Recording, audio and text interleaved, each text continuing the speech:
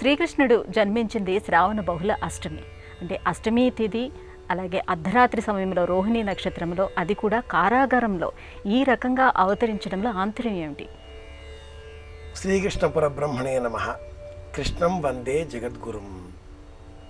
వసుదేవసుతం దేవం కంసచాణూరమర్దనం దేవకీ పరమానందం కృష్ణం వందే జగద్గురుం. పూర్వకాలంలో ఈ విషయాన్ని ఎంత బాగా ఆడవారు పాటలు పాడుతూ తమ పిల్లలకి చెబుతూ ఇంట్లో ఒక ఆటలాగా ఆ విషయాన్ని ప్రస్తావన చేసేటటువంటి వారు. అంటే కంసుణ్ణి సంహరింప సద్గురుడు అవతారం ఎత్తినప్పుడు దేవకీ గర్భంబున కృష్ణావతారమై జన్మించెను. 7 రాత్రిళ్ళు పగలు తానప్పుడు ఏకరాత్రిగా చేసెను. ఆదివారము పూటను అష్టమి దినమందు జన్మించెను. తలతోటి జననమైతే తనకు బహుమోసంబు వచ్చుననుచు ఎదురుకాళ్లను పుట్టెను. 7 దాదులను తాజంపెను. నీలమేఘశ్యాముడు మా బాలు నిర్మలాకారుడమ్మ వేదాంత వేద్యుడమ్మ హరిహరి ఆదినారాయణుండు. ఇటువంటి పాటలు పాడుతూ చిన్నారి బాలబాలికలను ఊయలలో ఉంచి ఊచే సమయంలో ఈ పాటల ద్వారా ఆ పిల్లలకు ఉగ్గుపాలతో నేర్పిన విద్య వలె భక్తి, ప్రేమ, అభిమానము, సనాతన ధర్మము, భారతీయ విలువలు, కుటుంబ వ్యవస్థ, జ్యోతిషము సమస్తము చెప్పేటటువంటి వారు.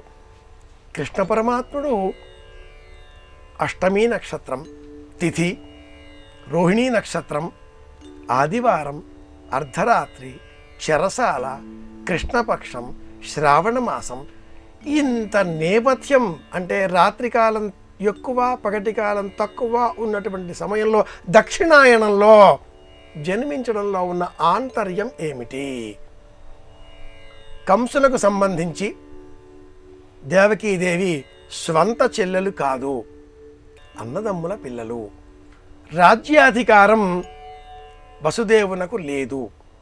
రాజ్యాధికారం తమకు సంబంధించినది, ఉగ్రసేనుడి వంశానికి సంబంధించినది. చెల్లెలు అన్న ప్రేమతో కంసుడు ఇంతటి వివాహం ఘనంగా నిర్వహించినప్పటికీ ఈ కంసుడు జరాసంధుడికి అల్లుడు.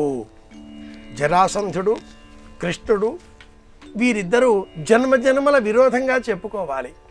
శిశుపాలుడు, దంతవక్తుడు, జరాసంధుడు, కంసుడు వీళ్ళంతా కూడా దైవానికి వ్యతిరేకులు. జరాసంధుడి అల్లుడు ఈ కంసుడు. కంసుడికి వరుసకి చెల్లెలు దేవకీదేవి. 8 మందిలో 8వ వాడు నిన్ను అంతం చేసేవాడుగా జన్మించబోతున్నాడు అన్న వార్త తెలిసిన కంసుడు అందరినీ చంపుతూ ఉండగా అర్ధరాత్రి సమయంలో జన్మించిన ఈ కృష్ణుడు చెరసాలలో అందరూ నిద్రించిన వేళలో జన్మించి పుట్టగానే వసుదేవుడికి తన విశ్వరూపాన్ని ప్రదర్శింపజేసి ఆ వసుదేవుడికి స్నేహితుడు అయినటువంటి నందుడి ఇంటిలో అర్ధరాత్రి తనను తీసుకువెళ్ళి అక్కడ ఉంచి అక్కడ ఉండే శిశువుని తీసుకువచ్చి ఇక్కడికి తెచ్చిపెట్టవలసింది. ఈ విధమైన మార్పును కూడా పరమాత్ముడే సూచించి ఉన్నాడు. హరిహరులను పూజించేటటువంటి క్రమంలో మహాశివరాత్రి శివారాధనకు ప్రత్యేకం, రాత్రి వేళను పూజించేటటువంటి ధర్మం. కృష్ణాష్టమి విష్ణువును పూజించేటటువంటి ధర్మానికి ప్రత్యేకం, రాత్రి వేళనే పూజించే సమయం. ఈ రెండింటికి మధ్య కాలమానం 6 నెలలు. శ్రావణ మాసానికి మాఘమాసానికి మధ్య 6 నెలల కాలం.